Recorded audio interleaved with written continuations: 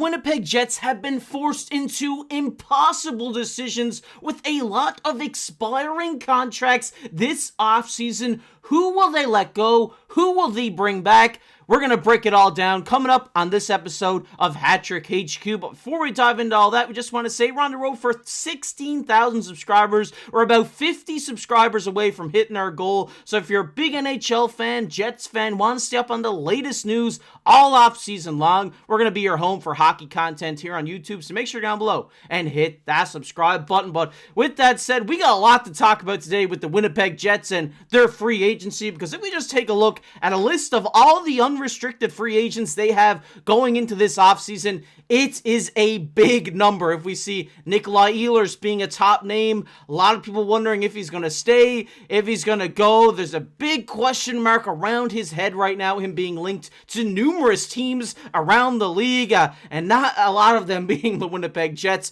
Brandon Tanev, a guy who they got this past season, who I think played great for them all season long, maybe didn't have a great playoffs, but I think he's still a great impact guy on that fourth, third line, bottom six. Mason Appleton, a guy who really showed out in the playoffs for this team.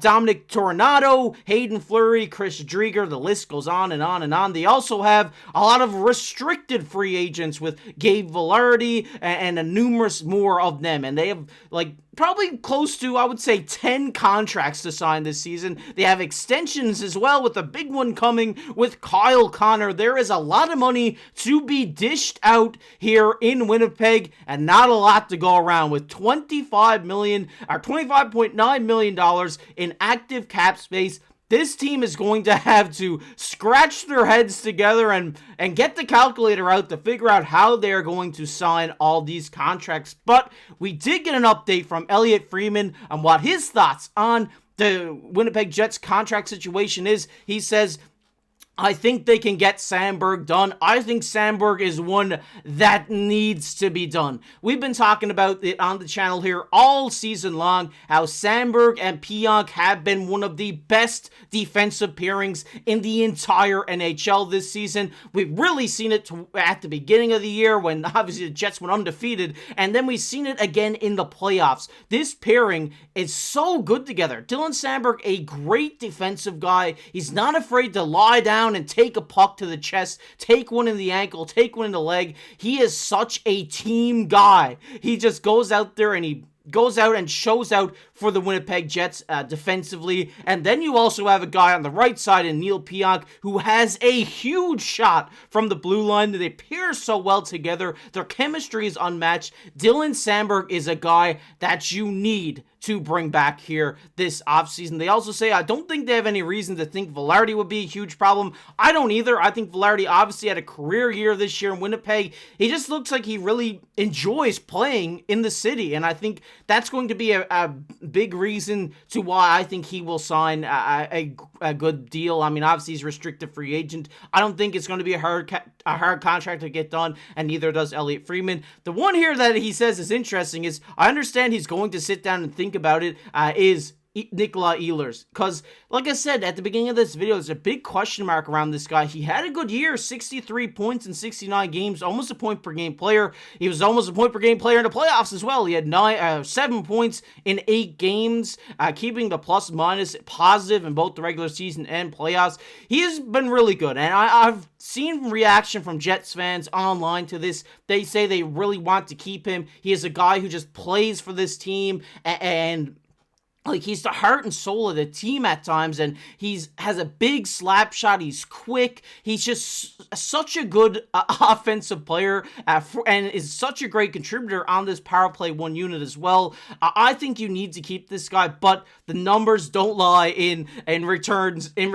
to, what you're going to have to keep this guy here. And Connor Hellebuyck even says the business side of the game is unfortunate. It's something that has to be taken care of, but he calls him the heart and soul of a lot of things we do around here. So losing a guy like that, yes, it seems, bad, obviously for the Winnipeg Jets, because he's such a good player on the ice, but like Connor Hellebuyck says here, he might be like a kind of like a glue guy in this locker room. He's the heart and soul of everything we do around here. That is some big praise to give to a fellow teammate. I mean, you losing, a heart of your team is going to be a lot. And I know Scheifele has been a guy who's been the heart and soul of this team as well for a long time. But I think Nikolaj Ehlers, he's been a Jet for a while.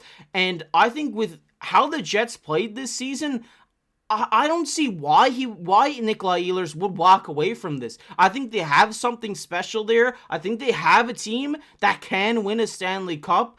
But like I said, the money is the big issue here. Only $25 million. I mean, just looking at some initial numbers of what we could see for UFAs and RFAs, they have Nikolaj Ehlers at the $7 to $8 million range, and I think that's a good range. He's coming off $6 million on his current contract. I think getting him in maybe 7.5 AAV could get the deal done here in the Winnipeg side, and maybe that's him taking a little bit of a cut for staying in Winnipeg. I think if he hits open market, I think teams like the Ducks, the Sharks, all these, kind of bottom feeder teams that have these young guys that are trying to fight for a playoff spot need a Nikolaj Ehlers in their lineup, and they're going to be willing to pay 8.5 for this guy because they're going to have to play a little bit more to get him to a team that's not going to be competing next season. So I think that he needs to stay, and I think Jets fans would agree with me that he needs to stay, but we're going to keep moving on here as Tanev. He's looking about 3.5 AAV,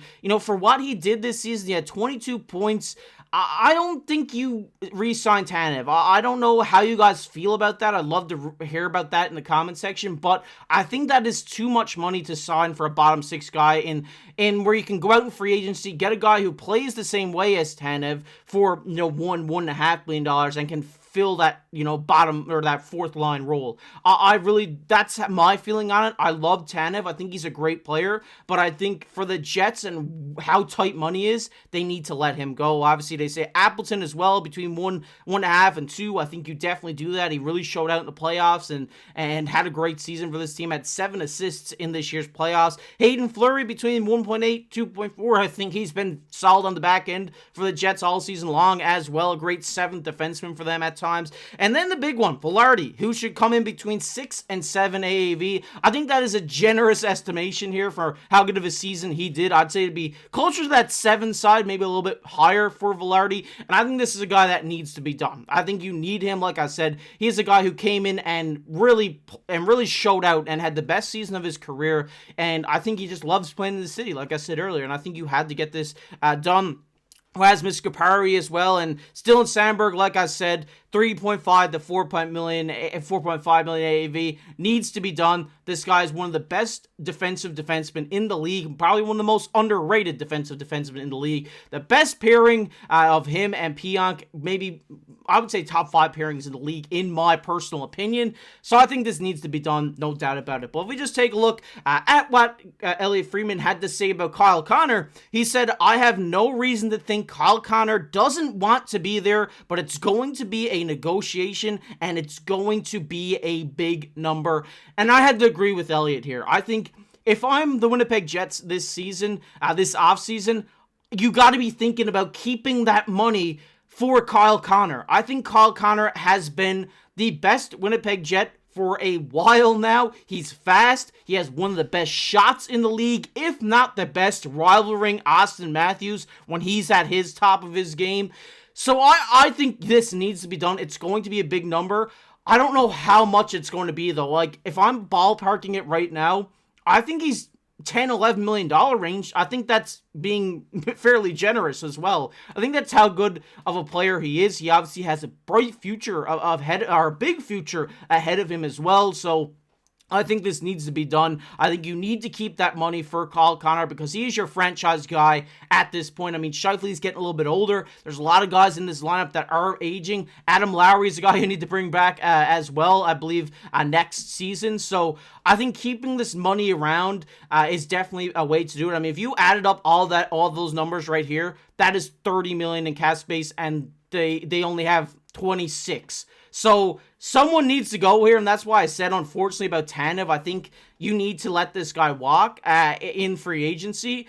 But I think Kyle Connor has to be in your back of your mind, because you're saying, hey, we're going to have to dish out big bucks for this guy, and we want to dish out big bucks to this guy because he's our goal scorer. He's the reason we went on that such a big of a run at the beginning of the season. I think he's your franchise guy, and you need to keep this guy around. But if we move on, like I said, Haydn Fleury's a guy who needs a contract. He said he loves playing in a market where hockey matters and being able to show his son what a hockey team means to a community as it does here. And I think that's good to hear from him. Obviously, he's wanting to come back. Like I said, he's probably in that $1.5 to $2.5 million range, and I think you could get him at that. And if a player loves playing for your organization, he's going to be willing to negotiate. There's no doubt about that. But moving on as well, Mason Appleton said, I love it here, and I also love this organization. If we could work it out, I'd be happy to be a Jet. So another guy who you can get him back at relatively cheap, who had a great showing in the postseason, a great regular season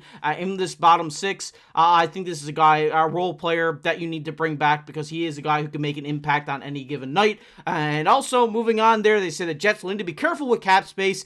They do have, so they can bring back Ehlers or equivalent, Vilardi, Connor, and Lowry. There was a lot of money to dish out, like I said here, in Winnipeg Jetland. I think you need to extend Kyle Connor. You need to bring back Vilardi. You need to bring back Sandberg. I would be like, iffy on Nikolaj Ehlers. I think he is a great player. There's no doubt about it. I would love to see him sign back with the Jets, because I think he has had such an outstanding career as a Jet, and hearing from Hellbuck that he's the heart and soul of the team at times, you don't want to see a player like that leave. But if him leaving means you get Connor and Vilardi and guys like that back, and maybe someone equivalent to him on this team, I think you may have to let him go. But I want to hear your guys' thoughts down below. Are you letting Nikolaj Ehlers leave? Are you bringing them back? Let me know down below. What are your thoughts on all the signings? Who are you signing? Who are you leaving back? Love to hear your guys' thoughts on that in the comment section. But I've been your host, KC. Keep your stick on the ice.